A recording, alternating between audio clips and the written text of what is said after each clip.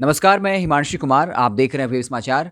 हमारे साथ एक शख्स मौजूद हैं जो किसी परिचय के मुहताज नहीं हैं। सतीश कुमार जी हैं जो 3 बार विधायक रह चुके हैं और 1994 में एक रैली हुई थी कुर्मी चेतना महारैली, जो बिहार के सबसे 3 बड़ी रैलियों में से कहा जाता है और कहा जाता है उसके बाद नीतीश कुमार का जो है आविर्भाव हुआ। उसके बाद नीतीश कुमार जो अस्तित्व में आए और बिहार के मुख्यमंत्री बने और एक टर्म आप सुनते होंगे राजनीति में, लव कुश।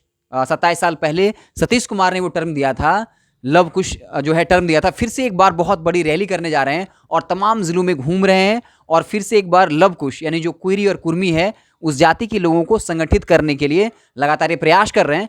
तो इस बारे में हम पूरा चर्चा करेंगे। सतीश जी, आपका बहुत बहुत स्वागत है। सबसे पहले बहुत बहुत धन्यवाद। सर, इस रैली के पीछे क्या मकसद है? क्योंकि आपने 1994 में रैली करी थी और वो काफ़ी जो है नामी रैली हुआ था। बीबीसी ने भी कहा था कि सबसे बड़ी रैली है। तो फिर इस बार रैली करने का क्या मकसद है?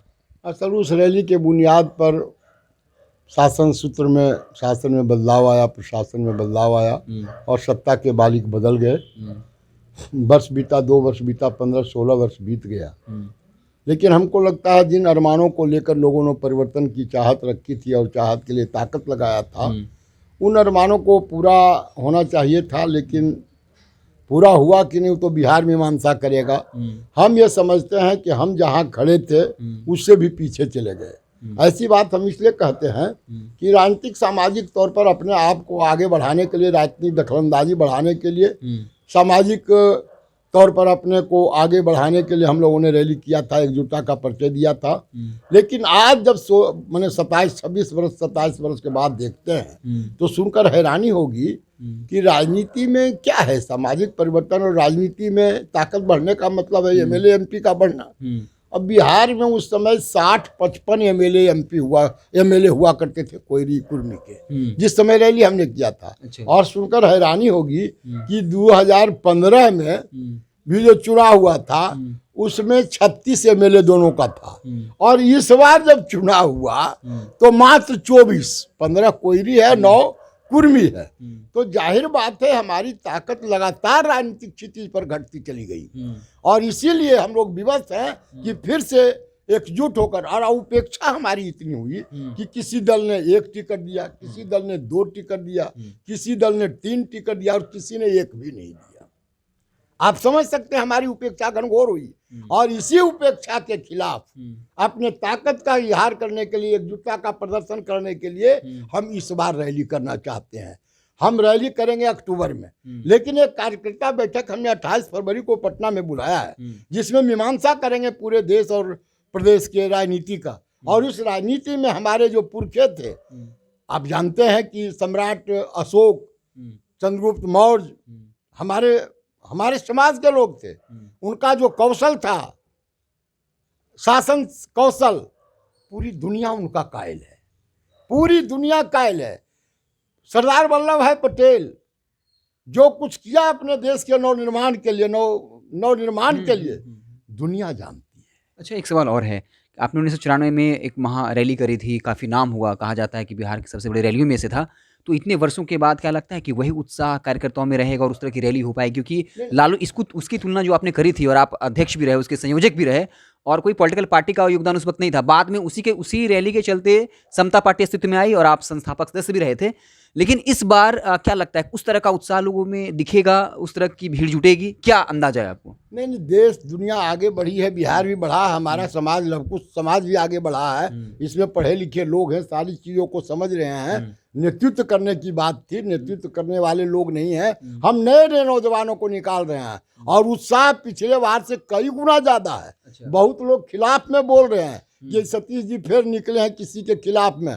हम उस समय भी किसी के खिलाफ में नहीं निकले थे, उस समय भी बनाने के लिए निकले और बनाया, और इस बार भी हम बनाने के लिए निकले हैं। लेकिन इस मर्तबा लव कुश के वैसे तमाम नौजवानों का नया चेहरा हम सामने लाएंगे और प्रखंड, जिला, राज्य में एक तरह से इस तरह बरकर का जाल बिछाएंगे कि देश और दुनिया में अपने पूर्वजों के नीति और सिद्धांत के बल पर आगे वो बढ़ेगा और नया बिहार और नया देश बनाएगा। इसीलिए पिछले रैली से इस रैली में काफ़ी भिन्नता है, मौलिक अंतर है। इसलिए आप पिछला से उत्साह कम है ऐसी बात नहीं है, उत्साह बहुत काफ़ी है। अभी जहाँ जहाँ हम जा रहे हैं एक पैसा हमारे पास नहीं है, डीजल भराने का मेरे पास नहीं है, लेकिन साथी संगी अपना कार्यक्रम सब कर रहा है, सब नौजवान चल रहा है। हम कहते नहीं 5 गाड़ी चलो, 7-8 गाड़ी से चल देता है, 20-25 लोग, और ढेर ही लोग रोज कमेंट में आ रहा है। हम फेसबुक पर चला रहे हैं, भैया हमको भी साथ लीजिए, हम भी आपके साथ हैं, हम भी तन मन धन से लगेंगे,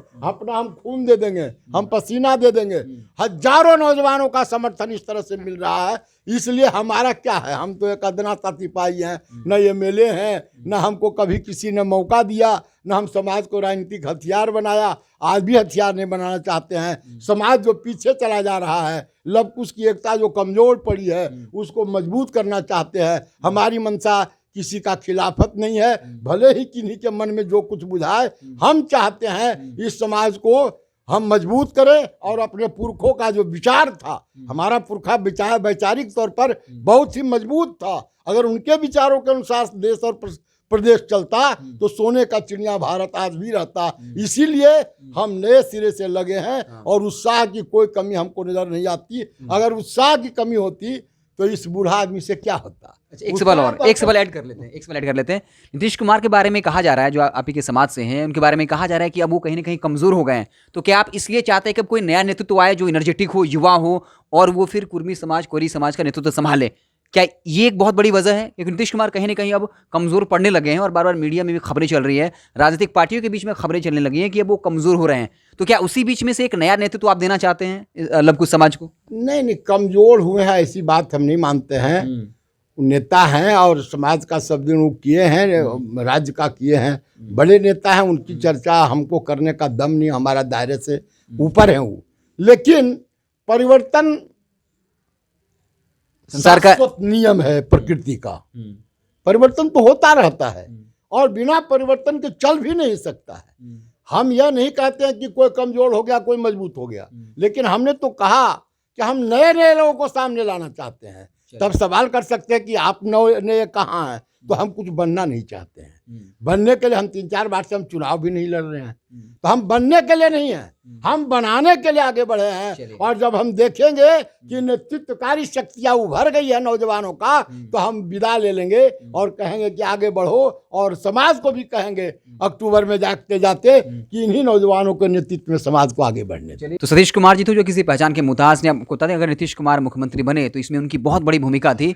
कुर्मी चेतना महारैली के नाम से 1994 में रैली हुआ था, और बाकायदा जो BBC इंडिया है, BBC ने लंदन से ये बातें चली थी कि ये जो अंतर्राष्ट्रीय मीडिया में सुर्खियां बनी थी कि बहुत बड़ी रैली थी और इसकी तुलना बिहार के सबसे बड़ी 3 रैलियों में से किया जाता है। और एक बार फिर इन्होंने बाकायदा कहा, हालांकि ये 3 बार विधायक रह चुके हैं, लेकिन कह रहे हैं कि अब मुझे विधायक नहीं बनना है, लेकिन जो लव कुश का जो समीकरण है उससे नए नेतृत्व को पैदा करना है ताकि वो संभाल सके। और एक बहुत महत्वपूर्ण बात कही कि परिवर्तन जो है वो शाश्वत नियम है, परिवर्तन संसार का नियम है। तो ये नया नेतृत्व देना चाहते हैं समाज को, और इसके लिए बाकायदा फरवरी में जो है एक कार्यकर्ता की बैठक होगी और टारगेट रखा गया है कि इसमें 15 से 28 फरवरी को, जिसमें 15 से 20 सदस्य होंगे। और जो है अक्टूबर माह में गांधी मैदान में सबसे बड़ा रैली जो है, कह रहे हैं कि उस रिकॉर्ड को भी तोड़ देगा, जिसे बिहार के सबसे बड़ी रैलियों में से एक कहा जाता है। तो इस तरीके से आप देख रहे थे वेब समाचार। बहुत बहुत धन्यवाद।